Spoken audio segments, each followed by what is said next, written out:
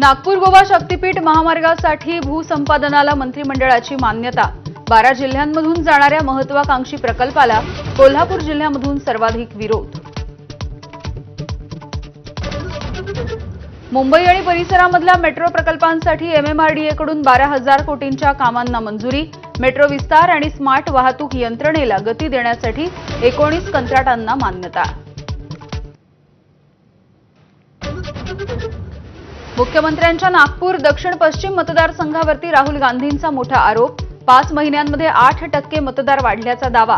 निवडणूक आयोग गप्प का? राहुल गांधींचा सवाल। राहुल गांधींनी केलेल्या आरोपांना मुख्यमंत्री फडणवीसांकडून सविस्तर उत्तर। ज्या मतदारसंघांमध्ये मतदारांची संख्या वाढली तिथून विरोधी पक्षाचे अनेक उमेदवार विजयी।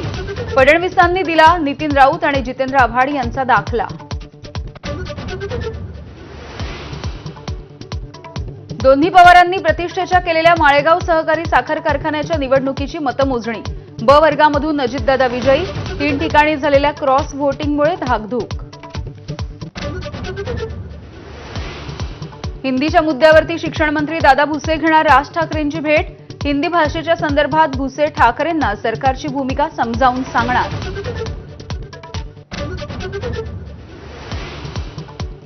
नाशिक शहर आणि पाणलोट क्षेत्रामध्ये पाऊस।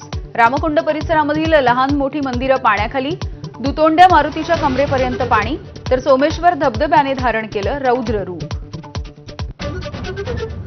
वाहतुकीचे नियम मोडले म्हणून तरुणींना बडवणाऱ्या महिला वाहतूक पोलिसानं माफी मागितली। लातूरच्या वाहतूक पोलिसाचा व्हिडिओ झाला होता व्हायरल।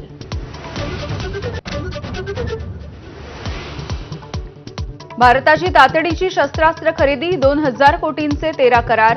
दहशतवाद विरोधी लढ्यामध्ये लष्करासाठी शस्त्र खरेदी।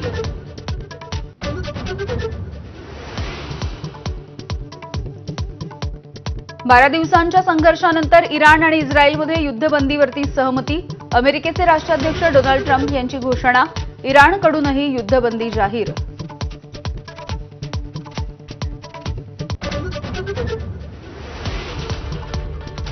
नमस्कार, मी यामिनी दळवी। बुलेटिनमध्ये तुम्हा सगळ्यांचं स्वागत।